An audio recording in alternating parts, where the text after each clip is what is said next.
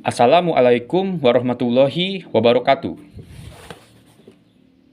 Saya Damar Mugni Muharam, peserta pelatihan dasar calon pegawai negara sipil Pemerintah Kota Sukabumi Angkatan 2 NDH 03. Pada kesempatan kali ini, saya akan membahas learning journal mengenai topik kesiapsiagaan bela negara. Hari ini, saya dan teman kelompok saya membahas mengenai kesiapsiagaan bela negara dan diberi tugas juga untuk membuat video tentang kesiapsiagaan bela negara. Nah, hal yang sudah saya pelajari ada beberapa. Yang pertama adalah mengenai kesiapsiagaan bela negara. Jadi, kesiapsiagaan bela negara adalah suatu keadaan siap siaga yang dimiliki oleh seseorang, baik secara fisik, mental, maupun sosial, dalam menghadapi situasi kerja yang beragam yang dilakukan berdasarkan kebulatan sikap dan tekad secara ikhlas dan sadar, disertai kerelaan berkorban sepenuh jiwa raga yang dilandasi oleh kecintaan terhadap Negara Kesatuan Republik Indonesia berdasarkan Pancasila dan Undang-Undang Dasar tahun 1945 untuk menjaga, merawat, dan menjamin kelangsungan hidup berbangsa dan bernegara. Lalu, kemampuan awal bela negara itu terdiri dari beberapa komponen. Yang pertama adalah kesiapsiagaan jasmani, yaitu kaitannya dengan kesehatan jasmani, lalu ada kesiapsiagaan mental, kaitannya dengan kesehatan mental, lalu ada kecerdasan emosional, spiritual, dan intelektual. Lalu ada menjunjung kearifan lokal. Nah, untuk kesiapsiagaan jasmani, pengertiannya adalah suatu kegiatan atau kesanggupan seseorang untuk melaksanakan tugas atau kegiatan fisik secara lebih baik dan efisien. Manfaatnya banyak, yaitu untuk postur yang lebih baik, ketahanan melakukan pekerjaan yang berat, memiliki ketangkasan yang tinggi. Dan sifatnya itu dapat ditingkatkan dan dilatih, dan dapat meningkat atau menurun dalam periode waktu tertentu. Dan bisa menurun sesuai dengan dan tidak menetap sepanjang masa.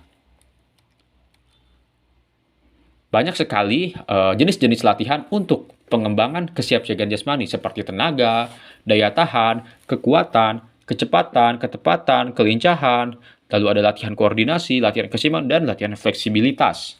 Nah, kesemua itu adalah modal penting dari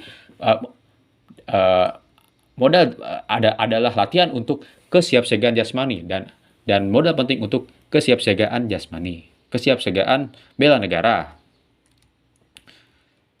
Selanjutnya adalah pengertian kesehatan jasmani. Kesehatan jasmani adalah kemampuan tubuh untuk menyesuaikan fungsi-fungsi alat tubuhnya dalam batas fisiologi terhadap keadaan lingkungan dan kerja fisik yang cukup efisien tanpa lelah secara berlebihan.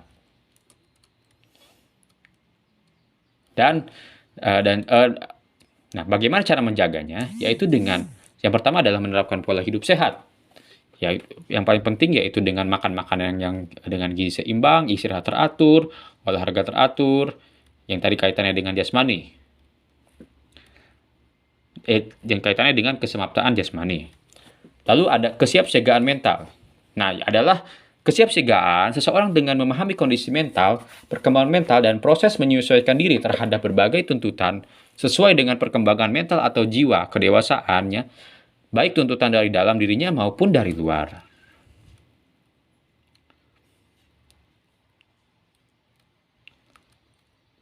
Nah, untuk lalu ada kesehatan mental. Kesehatan mental adalah sistem kenali diri yang bagus sebagai wujud dari kerja sistem limbik dan sistem korteks prefrontalis.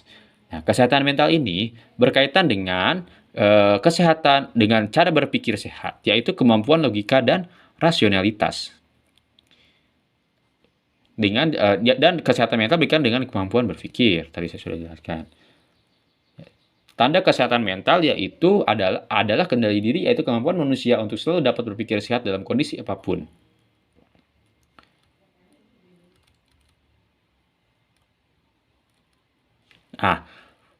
Mungkin itu saja yang bisa saya paparkan. Jadi, untuk dalam kesiapsiagaan bela negara itu diperlukan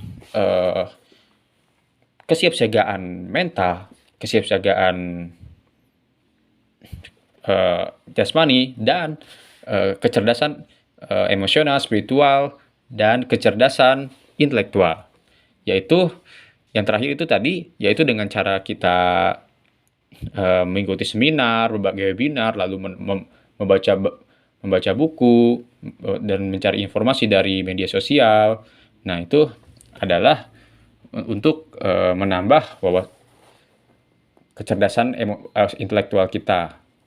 Dan untuk yang emosional, kita bisa mendengarkan ceramah agama, lalu baik langsung, secara langsung maupun tidak langsung, maupun dari media sosial. Lalu untuk emosional juga kita bisa melatih diri dengan berpikir rasional, tidak mengedepankan emosi, seperti itu. Mungkin itu saja yang bisa sampaikan, kurang lebihnya mohon maaf. Wassalamualaikum warahmatullahi wabarakatuh.